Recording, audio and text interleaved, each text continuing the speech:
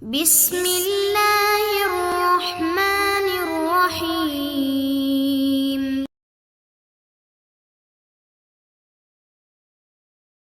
Sekarang hadis yang ke-12. Al-haditsu tsani asyar, hadis yang ke-12.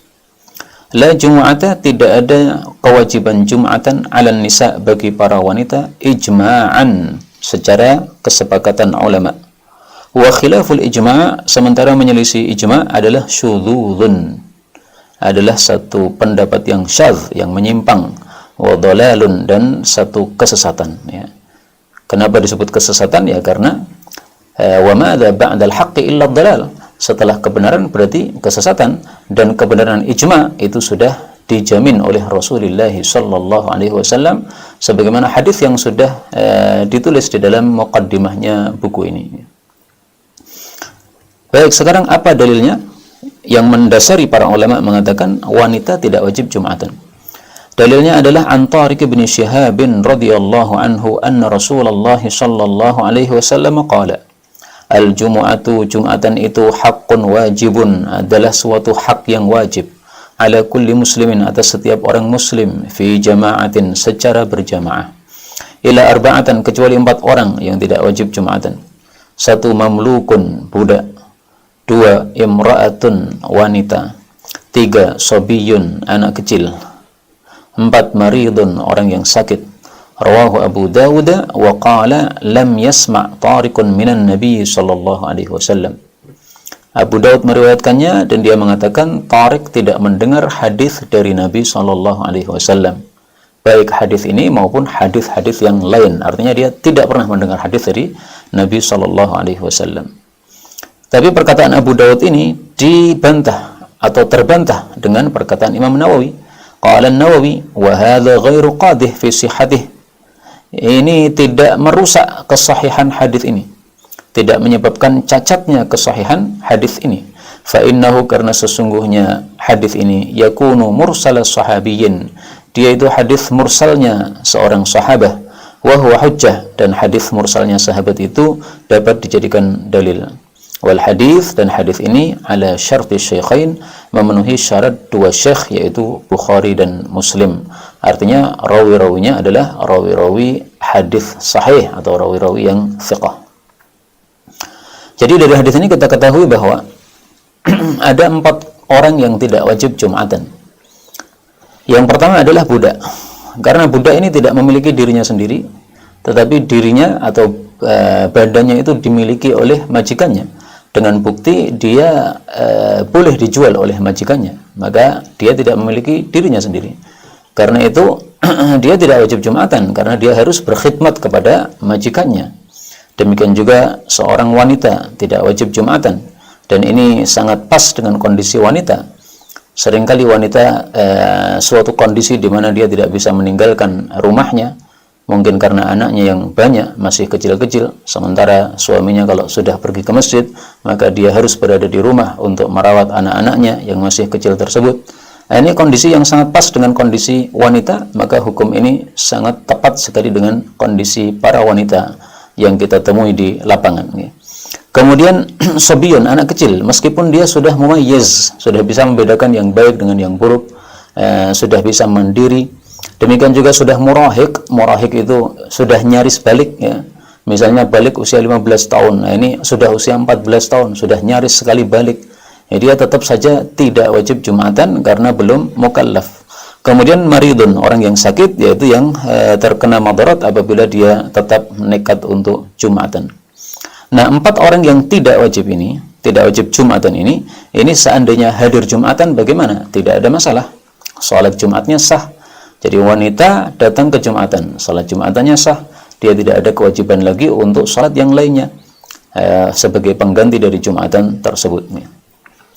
Tapi memang secara jujur hadis ini derajatnya diperselisihkan oleh para ulama. Abu Dawud misalnya mencacat hadis ini dengan mengatakan Tariq tidak pernah mendengar hadis dari Nabi sallallahu alaihi wasallam. Tapi pendapat yang mengatakan hadis ini sahih atau bisa diterima berhujjah bahwasanya meskipun Tariq tidak mendengar hadis dari Nabi, tetapi dia seorang sahabi, maka jatuhnya derajatnya sebagai hadis mursal sahabi. Dan hadis mursal sahabi tidak ada masalah, boleh diterima. Pendapat yang pertama tadi menolak alasan ini. Mereka mengatakan mursal sahabi bisa diterima dengan syarat secara umum dia mendengar hadis dari Nabi. Misalnya Abu Hurairah radhiyallahu anhu, secara umum dia mendengar hadis dari Nabi karena dia 4 tahun bersama Nabi Shallallahu alaihi wasallam sebelum Nabi wafat. Abu Hurairah masuk Islam pada tahun Khaybar, tahun 7 Hijriah. Nah, dari tahun 7 Hijriah sampai tahun 11 Hijriah, dia bersama Rasul Shallallahu alaihi wasallam selama 4 tahun. Maka dia secara umum mendengar hadis dari Nabi. Nah, kalau suatu saat dia meriwayatkan hadis yang dia tidak dengar dari Nabi, tetapi dia mendengarnya dari sahabat yang lain, tetapi kemudian dia meriwayatkannya langsung dari Nabi tanpa menyebutkan sumber yang kedua, yaitu yang perantara darinya dari Nabi Shallallahu alaihi wasallam, meskipun tidak dia sebutkan, hadis tersebut tetap diterima karena secara umum Abu Hurairah mendengar hadis dari Nabi. Tapi kalau Tariq ini secara umum tidak mendengar hadis dari Nabi sama sekali, karena dia masih kecil, ya, masih kecil, sehingga ketika Nabi wafat dia hanya pernah melihat Nabi SAW, belum pernah hadir di majelisnya Nabi, tidak pernah mendengar sabda Nabi SAW. Nah, orang seperti ini tidak diterima hadis mursalnya menurut pendapat yang pertama tadi. Karena itu anggaplah hadis ini tidak sahih, anggaplah, ya. Kalau saya cenderung kepada pendapat yang mengatakan hadis ini sahih. Anggaplah tidak sahih. Baik, anggaplah tidak sahih, tetapi sudah cukup bagi kita ijma' para ulama. Nah, maka di sini ditampilkan ijma'nya. Wa qala Ibnul Munzir rahimahullah, wa ajma'u, para ulama sepakat, ala an la jumu'ata, bahwasanya tidak ada kewajiban jum'atan ala nisa'i, atas para wanita. Wa ajma'u, dan mereka sepakat juga, ala annahunna, bahwasanya para wanita itu, in hadarnal imam, apabila menghadiri imam, yaitu salat Jumat, fasallayna ma'ahu, lalu mereka salat Jumat bersama imam, anna dzalika yujzi'u anhun, bahwasanya hal itu sah untuk mereka. Sudah menggugurkan apa? Kewajiban salat Jumat atau kewajiban salat siang pada hari Jumat tersebut. Nah, maka anggaplah hadis itu seolah-olah tidak ada karena dhaif. Maka kita mempunyai dalil yang kedua, yaitu dalil ijma' para ulama. Nah, maka muncul pertanyaan, pendapat yang mengatakan bahwa wajib Jumatan untuk para wanita itu pendapat sumbernya dari mana? Saya sampai hari ini belum mengetahui sumbernya dari ulama mazhab yang mana, saya nggak ngerti. Dari ulama-ulama zaman dulu, ya. Kalau pendapat itu muncul zaman sekarang, maka itu berarti sesuatu yang muhdats, sesuatu yang baru, yang belum ada contohnya dari ulama-ulama sebelum kita. Dan mereka yang mengatakan bahwa Jumatan wajib bagi perempuan, itu dasarnya adalah satu saja, yaitu surah Al-Jum'ah ayat 9. Ya ayyuhalladzina amanu, wahai orang-orang yang beriman, idza nudiya lis-salati min yaumil jum'ah, kalau dikumandangkan azan untuk salat Jumat, fas'au ila dzikrillah, segeralah menuju zikrullah, yaitu menuju salat Jumat, mendengarkan khutbah yang merupakan zikrullah.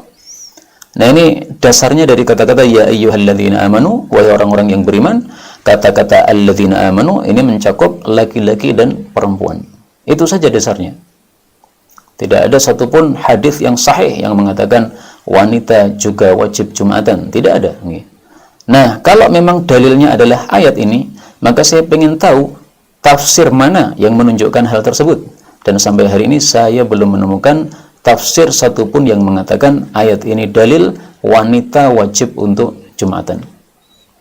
Anggaplah ada pendapat tersebut, itu berarti pendapat dari mazhab zahiri, mazhab yang memahami dalil sesuai zahirnya. Alladzina amanu, orang-orang yang beriman, zahirnya mencakup laki perempuan. Tapi ternyata di sini mazhab zahiri pun tidak mengatakan seperti itu. Sudah saya buka kitab Ibnu Hazm yang berjudul Al-Muhalla. Ini adalah kitab rujukan satu-satunya mazhab zahiri. Mereka ternyata mengatakan bahwa Jumatan tidak wajib atas para wanita. Nah, maka ringkasnya pendapat yang mengatakan wanita wajib Jumatan, ini pendapat yang saya dapati adalah pendapat baru, belum pernah ada sebelumnya dari ulama-ulama kita yang terdahulu. Maka pendapat ini sungguh sangat lemah. Pertama, karena menyelisih ijma' para ulama. Yang kedua, karena pendapat tersebut baru, belum ada contohnya dari ulama terdahulu. Wallahu a'lam bishawab. Walhamdulillahi rabbil alamin.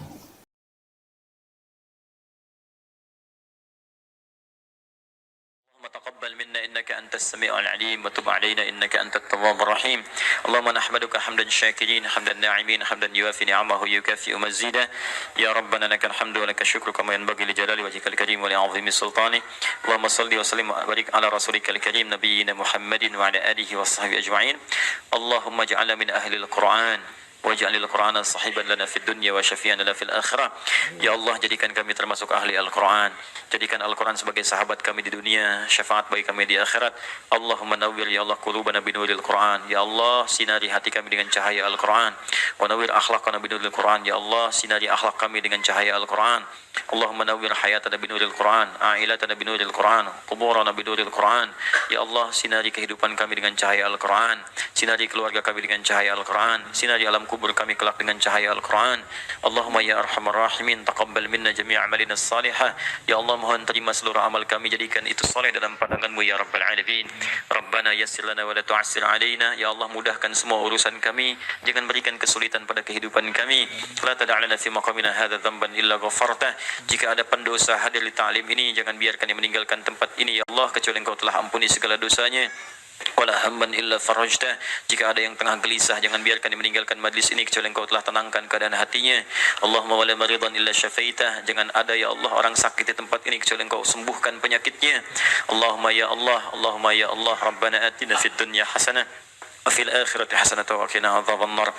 Bifadlika subhana rabbika rabbil izzati amma yasifun. والسلام على المرسلين وآخر دعوانا سبحانك اللهم وبحمدك أشهد أن لا إله إلا أنت نستغفرك ونتوب إليك والحمد لله رب العالمين ثم السلام عليكم ورحمة الله وبركاته.